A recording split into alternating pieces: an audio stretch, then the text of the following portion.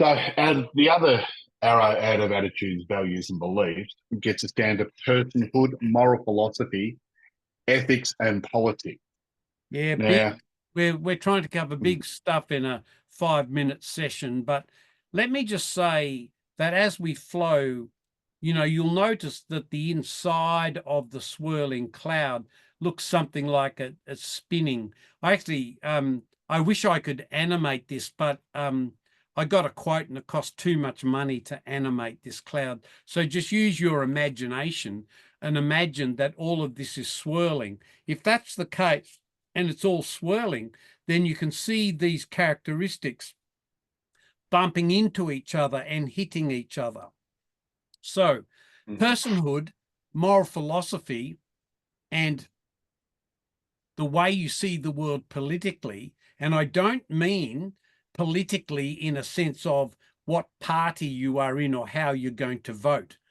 By politics, we mean the ethics of power, how power is used in your environment, how power is used in your organization or your company or your family. So by politics, we mean the use of power ethically, morally, and what it does to people. Hence, you need to have a theory of personhood.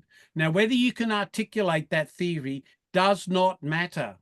I don't care whether you can say you've got a deontological ethic or whether you tell me you've got a utilitarian ethic. I don't care whether you can name it. You have a moral philosophy just like you have a worldview. It's just that many people can't articulate what it is. But I could name it the moment I saw your behavior. I could name it the moment you discriminated against another person because of the color of their skin or their religion. You know, if an Indian Sikh came into a room with a turban wrapped around his head and asked for a certain kind of food and ate it in a certain kind of way, I could tell by your reaction your theory of personhood. And so when we get down to this, attitudes, values, and beliefs are often not seen, just like your ethic is not seen, but it is seen either in a behavior or in spoken language or in a ritual or in a way of that you are oriented, the way you are embodied in what you do. So, I guess I could say more about that, but you would have to be incredibly well studied and highly experienced in ethics to know just how important that political, moral philosophy and ethic is connected to your worldview through attitudes, values, and beliefs. And so, as a person who's 70 years of age, some things that I experienced at the age of 9, 10, 11, and 12 are still evident in what I gained hereditarily through my family.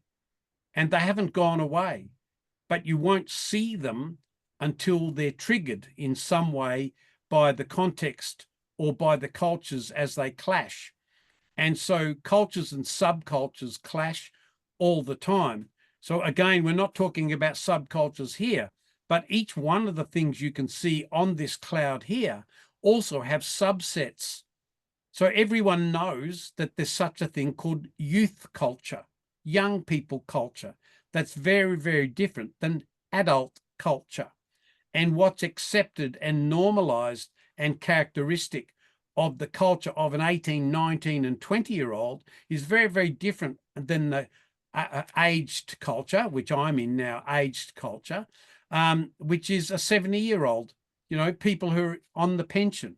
So this part here of personhood, moral philosophy, ethics, and politics is incredibly important and emerges out of values and beliefs and your worldview, and also bumps into embodied learning, rituals, and stress, and so on.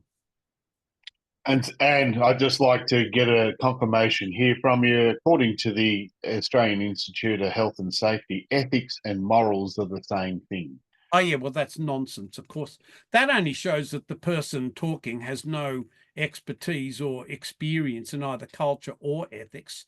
But, you know, that's very, very common in the risk and safety world. You know, if you want to get an opinion on culture, you ask an engineer. If you want to get this is the only industry I know that that thinks that culture is what we do round here.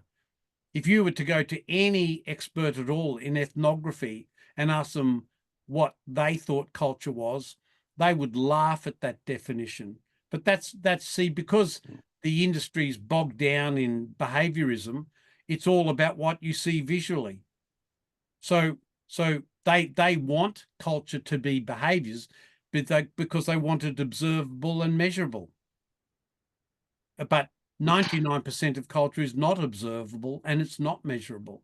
It's unconscious. Yeah. Unconscious. We need to keep reiterating. Yeah. Well, we stop. Great. Thanks, Rob.